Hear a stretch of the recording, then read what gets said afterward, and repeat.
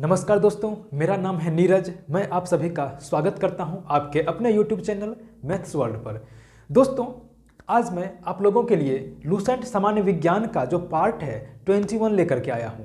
अभी मैं लूसेंट सामान्य विज्ञान में आप लोगों के लिए केमिस्ट्री और फिजिक्स का एक सीरीज चला रहा हूं, जिसमें मैं लूसेंट सामान्य विज्ञान में फिजिक्स और केमिस्ट्री के जितने भी टॉपिक हैं सारा टॉपिक को मैं कवर करवा दूंगा, वो भी एकदम आसान भाषा में। तो इसी कड़ी में आज हम लोग केमिस्ट्री के सीरीज में हम लोग आज पार्ट 21 पढ़ेंगे। 20 पार्ट तक हमने आपको बता रखा है। आप केमिस्ट्री का लूसेंट सामान्य विज्ञान केमिस्ट्री का प्लेलिस्ट में जा करके आप लोग 1 से लेकर 20 पार्ट तक देख सकते हैं, जो कि आपको काफ़ी आसान भाषा में और काफ़ी अच्छे तरीके से समझाया गया है। और दोस्तों, अगर आपको यह सीरीज अच्छा लग रहा है तो कमेंट जरूर कीजिएगा, और अगर आपको आज का वीडियो अच्छा लगता है तो वीडियो को लाइक कर दीजिएगा, शेयर कर दीजिएगा, और अगर आप हमारे चैनल पर नए हैं तो चैनल को सब्सक्राइब कर लीजिएगा। क्योंकि दोस्तों, साइंस और मैथ का मैं सारा टॉपिक आपको ग्रुप डी एग्ज़ाम से पहले कवर करवा दूंगा, वो भी बिल्कुल फ्री में। तो चलिए स्टार्ट करते हैं आज का सेशन। तो आज का जो टॉपिक है वो है एसिड यानी कि अम्ल। अम्ल क्या होता है, अम्ल के बारे में हम लोग अच्छे तरीके से पूरा विस्तार में पढ़ेंगे। अम्ल होता क्या है, अम्ल कितने प्रकार का होता है, और अम्ल का क्या क्या उपयोग है, और इस टॉपिक से एग्जाम में क्वेश्चन किस प्रकार से पूछे जाते हैं उसका भी हम लोग आज जिक्र करने वाले हैं। तो दोस्तों चलिए स्टार्ट करते हैं आज का सेशन। सबसे पहले अगर हम लोग देखें कि अम्ल होता क्या है, यानी कि अम्ल है क्या, तो वैसे यौगिक जिसमें एक या एक से अधिक विस्थापनशील हाइड्रोजन परमाणु उपस्थित होते हैं। समझ में आया कि अम्ल वैसे यौगिक है जिसमें एक या एक से अधिक विस्थापनशील हाइड्रोजन परमाणु। विस्थापनशील कहने का मतलब कि उस हाइड्रोजन परमाणु को उस यौगिक से हम लोग बाहर निकाल सकते हैं। वैसा यौगिक जिसमें वैसा हाइड्रोजन परमाणु उपस्थित हो, एक या एक से अधिक, जिस हाइड्रोजन परमाणु को हम लोग उस यौगिक से बाहर कर देंगे, तो ऐसे यौगिक को हम लोग कहेंगे कि वो अम्ल है। आया समझ में कि वैसा यौगिक जिसमें ऐसा हाइड्रोजन परमाणु उपस्थित हो, एक या एक से अधिक ऐसा हाइड्रोजन परमाणु उपस्थित हो, जिस हाइड्रोजन परमाणु को हम लोग बाहर कर सकते हैं उस यौगिक को, तो उस यौगिक को क्या कहते हैं, अम्ल कहते हैं, जिसमें वो हाइड्रोजन परमाणु उपस्थित है। ये आपको समझ में आ गया कि वैसे यौगिक जिसमें एक या एक से अधिक विस्थापनशील हाइड्रोजन परमाणु उपस्थित हो, उसको हम लोग कहेंगे, उस यौगिक को क्या कहेंगे, अम्ल कहेंगे। अब ये जो विस्थापनशील हाइड्रोजन परमाणु है जिसको कि हम लोग बाहर कर सकते हैं उस यौगिक से, उस अम्ल से, तो उस अम्ल में से अगर उस हाइड्रोजन परमाणु को धातु विस्थापित करता है, तो वह धातु उस हाइड्रोजन परमाणु को विस्थापित करके लवण का निर्माण करता है। ठीक है, वैसे यौगिक जिसमें एक या एक से अधिक विस्थापनशील हाइड्रोजन परमाणु उपस्थित हो, उसको हम लोग कहेंगे कि वह यौगिक अम्ल है। अब इस विस्थापनशील हाइड्रोजन परमाणु को अगर धातु विस्थापित करता है, तो धातु जो है सो वहाँ पर लवण का निर्माण करता है, और ये लवण क्या है वो मैं आपको नेक्स्ट क्लास में बताने वाला हूँ। ठीक है, और ये लवण क्या है मैं आपको नेक्स्ट क्लास में बताऊँगा। हम लोग तीनों टॉपिक को लाइन से पढ़ेंगे। सबसे पहले हम लोग पढ़ रहे हैं अम्ल, उसके बाद क्षार पढ़ेंगे, उसके बाद लवण पढ़ेंगे। ठीक है, तो इसमें आपको बस ये ध्यान रखना है कि ये जो विस्थापनशील हाइड्रोजन परमाणु जो अम्ल में उपस्थित होता है, तो उस हाइड्रोजन परमाणु को अगर धातु विस्थापित करता है तो वहाँ पर लवण का निर्माण होता है। ठीक है, अब ये जो अम्ल है, ये अम्ल जो है सो क्षार से अभिक्रिया करता है तो लवण और जल का निर्माण करता है। काफ़ी इंपॉर्टेंट लाइन है, इस लाइन को आप लोग भी आई कर लेंगे। ठीक है, कि अम्ल जो है सो क्षार से अभिक्रिया करता है तो क्या बनाता है, लवण बनाता है और जल बनाता है। ठीक है, और अम्ल जो होता है वो स्वाद में खट्टा होता है। काफ़ी इंपॉर्टेंट है, आपके एग्जाम में ये इसी लाइन से क्वेश्चन आ जाता है कि अम्ल का जो होता है स्वाद कैसा होता है। ठीक है, तो अम्ल का स्वाद जो होता है वो होता है खट्टा। काफ़ी इंपॉर्टेंट है, आप इसको ध्यान में रखेंगे। अब जो अम्ल जो होता है, जो कि प्रबल अम्ल है, यानी कि बहुत ही प्रबल अम्ल है, तो वह विद्युत का सुचालक होता है। काफ़ी इंपॉर्टेंट लाइन है ये भी, ठीक है। अम्ल जो होता है विद्युत का सुचालक भी होता है, खट्टा भी होता है, क्षार से अभिक्रिया करके लवण और जल बनाता है, और धातु जो है सो इसके विस्थापनशील हाइड्रोजन को विस्थापित करके लवण का निर्माण करता है। यहाँ तक आपको समझ में आ गया होगा। अब जो है सो ये जो धातु से अभिक्रिया करता है, अम्ल जो है सो धातु से अभिक्रिया करता है तो हाइड्रोजन मुक्त करता है। अम्ल जो है सो धातु से अभिक्रिया करता है तो हाइड्रोजन को वो मुक्त कर देता है। अम्ल जो है सो धातु से अभिक्रिया करता है तो हाइड्रोजन को मुक्त करता है, ठीक है, और लवण का निर्माण करता है। आया समझ में आपको? अम्ल जो है सो सेम यही जो यहाँ पर मैंने आपको बताया, ये पॉइंट और आपका ये पॉइंट, दोनों पॉइंट सेम है, बस आपको लिखने का तरीका जो अलग अलग है। यहाँ पर क्या है कि धातु जो है सो अम्ल में जो हाइड्रोजन होता है इसको विस्थापित करके लवण बनाता है, यानी कि वही हुआ कि धातु जो है अम्ल से रिएक्शन करता है तो हाइड्रोजन को विस्थापित कर देता है और हाइड्रोजन को बाहर कर देता है और लवण बनाता है। वही यहाँ पर सेम है, धातु जो है धातु से अभिक्रिया करके अम्ल जो है सो हाइड्रोजन को मुक्त करता है या विस्थापित करता है, ठीक है, आपको समझ में आ गया होगा। अब जो है सो भस्म एवं क्षार, ये भस्म और क्षार क्या है उसमें भी थोड़ा सा बेसिक डिफरेंस होता है भस्म और क्षार में, जो कि मैं जब आपको कल के सेशन में क्षार पढ़ाऊंगा उसमें मैं आपको ये सब अच्छे से बताऊंगा, ठीक है। आपको बस अभी ध्यान रखना है कि अम्ल भस्म और क्षार से अभिक्रिया करके लवण एवं जल का निर्माण करता है। सेम लाइन है, ये जो लाइन है आपका, ये जो मैंने इंपॉर्टेंट लाइन करवाया, ये लाइन और ये लाइन, यानी कि आपका जो ये लाइन था और आपका जो ये लाइन है दोनों सेम है, यानी कि क्षार से अभिक्रिया करके लवण और जल बनाता है। उस तरीके से भस्म एवं क्षार से अभिक्रिया करके लवण एवं जल का निर्माण करता है। सेम लाइन है, आपको याद हो गया होगा। अब ये जो नीले लिटमस पत्र को क्या करता है, लाल कर देता है। नीले लिटमस पत्र और मिथाइल ऑरेंज को क्या करता है, लाल करता है। और ये लिटमस पत्र क्या होता है, लिटमस पेपर क्या होता है, लिटमस पेपर जो होता है सो लाइकेन का बनता है। लाइकेन यानी कि शैवाल जो है उसका लिटमस पेपर बनता है, और लिटमस पेपर का उपयोग हम लोग वहाँ पर करते हैं जहाँ पर हमको अम्ल क्षार ये दोनों में अंतर प्राप्त करना हो कि कौन सा यौगिक अम्ल है और कौन सा यौगिक क्षार है। अगर वो हमको निकालना हो तो हम लोग लिटमस पेपर का उपयोग करते हैं। तो यहाँ पर हम लोग अम्ल का पता करने के लिए हम लोग नीले लिटमस पत्र का उपयोग करते हैं। अम्ल का पता करने के लिए हम लोग नीले लिटमस पत्र का उपयोग करते हैं। लिटमस पत्र क्या होता है, एक प्रकार का पेपर होता है, उस पर अगर हम लोग अम्ल डालेंगे तो वह नीला लिटमस पत्र जो होता है वो लाल हो जाता है, ठीक है। तो अम्ल जो होता है सो नीले लिटमस पत्र को क्या करता है, लाल कर देता है। और उसी तरीके से एक होता है मिथाइल ऑरेंज, एक यौगिक क्या होता है, मिथाइल ऑरेंज। तो मिथाइल ऑरेंज में अगर हम लोग अम्ल डालेंगे, मिथाइल ऑरेंज में अगर हम लोग अम्ल डालेंगे तो उसका भी कलर जो है सो लाल हो जाता है। तो काफ़ी इंपॉर्टेंट था, सारा पॉइंट आपको समझ में आ गया होगा अच्छे से, ठीक है। ये सब आपको डायरेक्ट इस लाइन से क्वेश्चन एग्जाम में आते हैं कि अम्ल जो है सो नीले लिटमस पत्र को कैसा कर देता है। तो अम्ल जो है सो नीले लिटमस पत्र को लाल करता है, ठीक है। अम्ल नीले लिटमस पत्र को लाल करता है और मिथाइल ऑरेंज को भी लाल करता है। अब जो है सो ये जो अम्ल है यानी कि ये जो एसिड है उसका जो परिभाषा है, कुछ आधुनिक परिभाषा जो कि कुछ वैज्ञानिकों ने दिया है, तो वो हम लोग देखते हैं। मेन परिभाषा बेसिकली ये जो परिभाषा है इसी को उन्होंने दूसरे शब्दों में बोला है, ठीक है। मेन परिभाषा जो है कि हाइड्रोजन विस्थापनशील हाइड्रोजन परमाणु अम्ल में उपस्थित होता है, तो इसी परिभाषा को बहुत सारे वैज्ञानिकों ने अलग अलग शब्दों में बताया है। तो इसमें क्या है, पहला है कि अर्हेनियस का आयनिक सिद्धांत। एक साइंटिस्ट थे अर्हेनियस, यानी कि केमिस्ट, जिसको कि साइंटिस्ट केमिस्ट्री में एक साइंटिस्ट थे अर्हेनियस। तो उनका जो सिद्धांत था आयनिक सिद्धांत, उसको क्या बोलते हैं, आयनिक सिद्धांत। और ये आयन क्या होता है वो आप लोग प्रीवियस वीडियो में देख सकते हैं कि आखिर आयन होता क्या है, तो आपको आयनिक सिद्धांत समझ में आएगा। तो अर्हेनियस साहब ने कहा था कि अम्ल वह पदार्थ है, अर्हेनियस साहब ने क्या कहा था कि अम्ल वह पदार्थ है जो जल में घुलकर हाइड्रोजन आयन देता है। हाइड्रोजन आयन का मतलब H+ आयन देता है। यहाँ पर अम्ल क्या था कि अम्ल वैसा यौगिक था जिसमें विस्थापनशील हाइड्रोजन परमाणु उपस्थित हो, यानी कि अम्ल वह पदार्थ है जो जल में घुल करके हाइड्रोजन आयन देता है। जो विस्थापनशील हाइड्रोजन परमाणु था उसी को यह क्या करता है, मुक्त करता है जल में घुल करके। तो सेम जो है यहाँ था वही यहाँ पर भी है, ठीक है।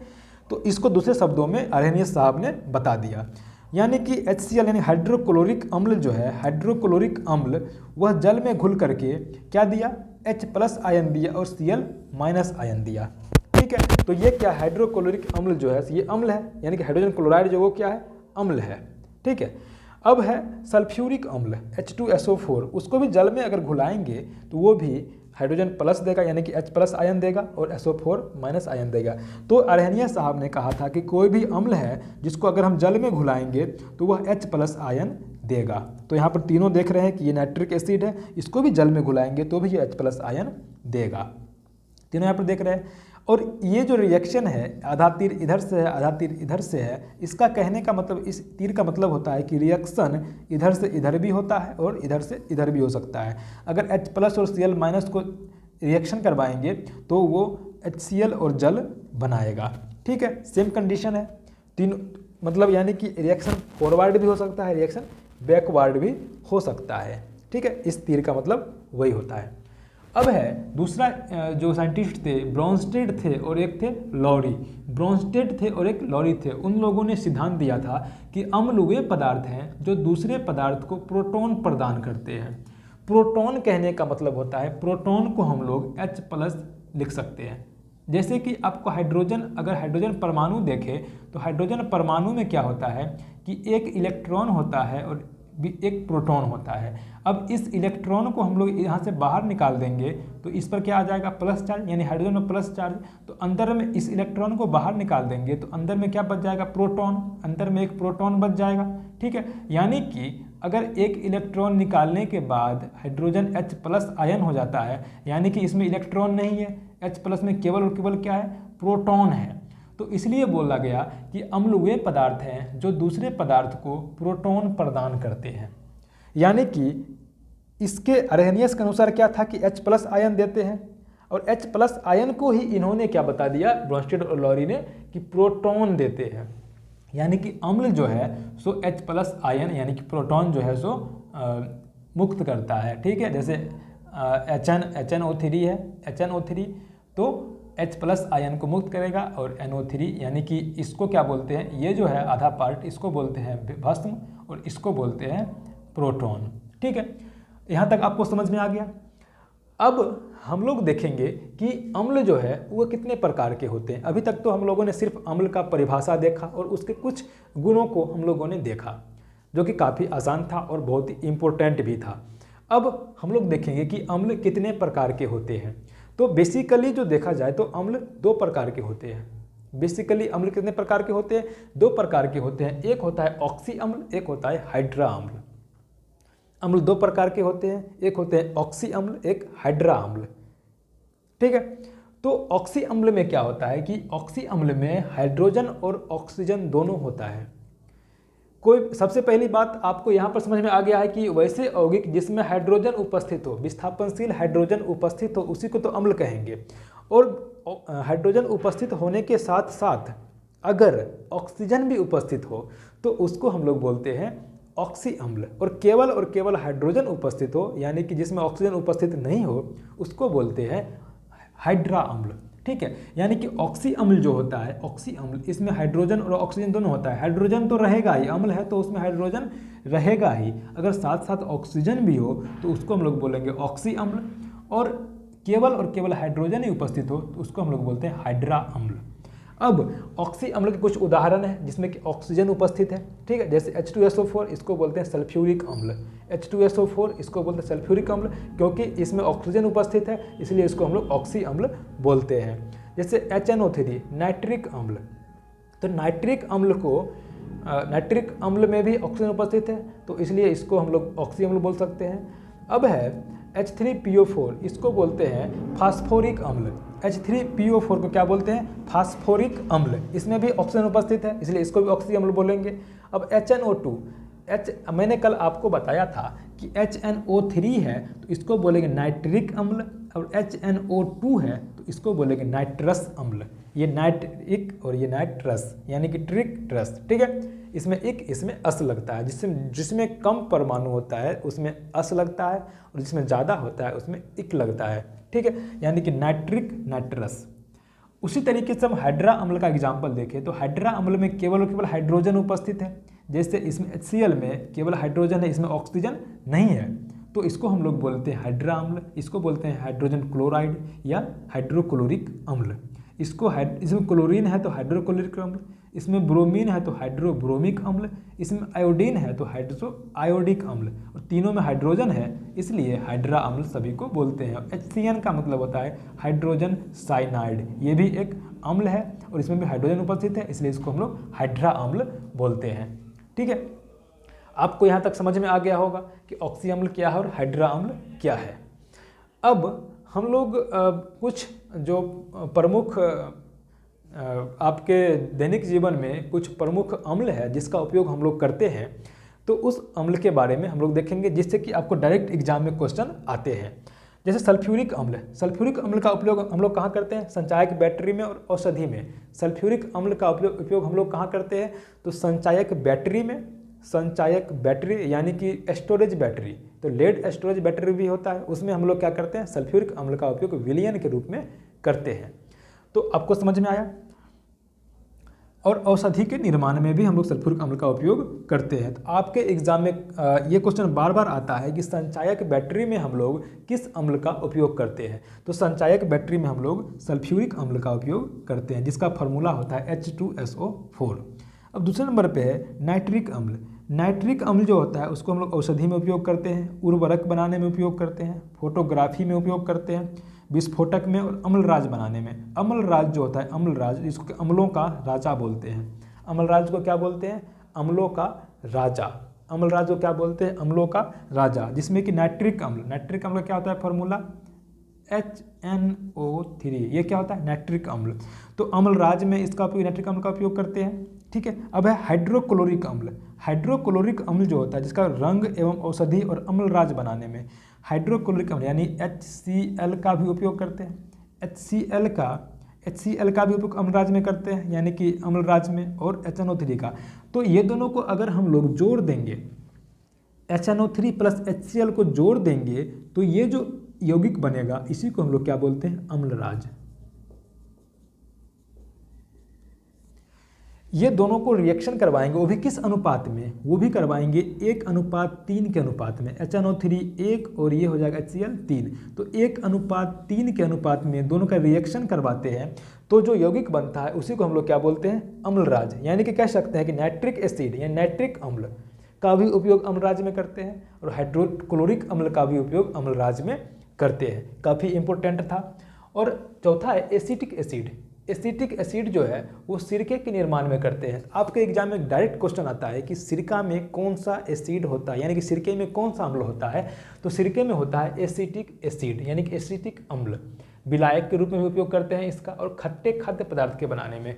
अब ये जो एसिटिक एसिड है वो जितना भी खट्टा खाद्य पदार्थ बनता है उसमें लगभग में एसिडिक एसिड का ही हम लोग उपयोग करते हैं। अब फार्मिक अम्ल, फार्मिक अम्ल जो होता है वो जीवाणुनाशक होता है। रबर का स्कंदन, स्कंदन कहने का मतलब होता है कि जैसे रबर हम लोग बना रहे हैं, तो रबर क्या होता है कि रबर को जमाने के लिए, जमता जो है वो ठोस जो बनता है रबर, तो वो ठोस बनाने के लिए हम लोग फार्मिक अम्ल का उपयोग करते हैं। स्कंदन मतलब होता है कि उसको जमना, जमा देना, ठीक है, कोगुलेट कर देना, तो वही होता है स्कंदन। चमड़ा उद्योग में भी इसका उपयोग करते हैं। आपके एग्जाम में क्वेश्चन आता है कि फॉर्मिक अम्ल कहाँ पाया जाता है? तो फॉर्मिक अम्ल जो है वो लाल चींटी में पाया जाता है।